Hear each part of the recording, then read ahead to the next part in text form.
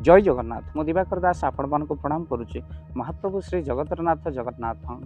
रथ को नहीं चली बद जो रथ गढ़ाला सेवक मैंने से कौन कले ना कार्य बंद करते भक्तबंधु महाप्रभु जगतरनाथ जगन्नाथ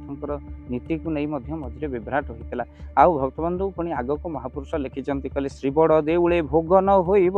एक विंश दिन जाए कली जुगरे जे जे घटव मन रखिबार पोए शिशु अनंत पट्टामोडना मालिका ग्रंथर ना कहूँ कहीं बहुत लोग पचार आप कौटू कहते यह हूँ पट्टामोडना मालिका महापुरुष कहले सी बड़ देउले भोग न हो एक विंश दिन 21 दिन जाए महाप्रभु जगन्नाथ पाखे भोग लगी हेबन कली जुगरे जे घटव मन रखा बारंग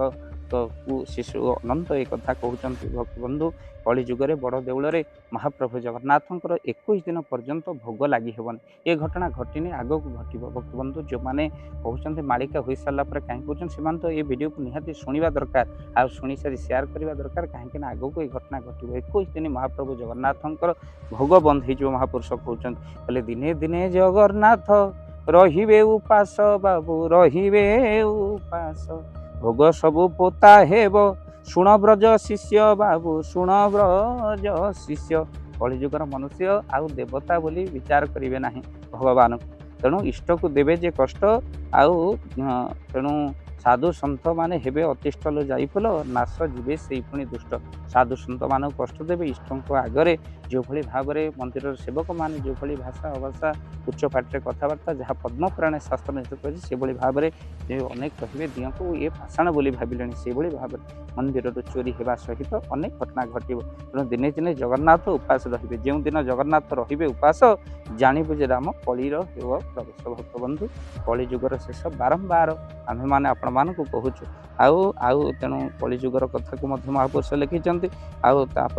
महापुरुष लिखिं शिकल्प बट जे छेदन हो चक्र बक्र हो जान 7 दिन रात्र कबाट पड़ो नीति बंद हो महापुरुष लिखिं कथा तेणु भक्तबंधु श्री जगन्नाथ पाखे एक कथा घटवा आ समय जगन्नाथ लीलाचल छाड़े भक्तबंधु महापुरुष कहले कहले कहले श्रीकल्प घात हेब जेते बेले लीलाचल छाड़े मदन गोपाले भक्तबंधु जिते महाप्रभु देखिए नानादि प्रकार कष्ट एठी भक्तमान बुझीपारूना आउ से जगन्नाथ भक्त नहीं रही कौटी छतिया बटरे से चलीजे बोली महापुरुष कि छतिया श्रीक्षेत्र हेब महाकैबल्य हाट बस पुणी अनंत जुग आसव ये कथा को महापुरुष लिखिं मालिका केते सत आगत भविष्य कथा ता निश्चिंत समय कह भक्तबंधु के वीडियो को शेयर करेंगे कहीं आगत भविष्य कथा आपण मान आगे रखिलु जय जगन्नाथ जय पंच।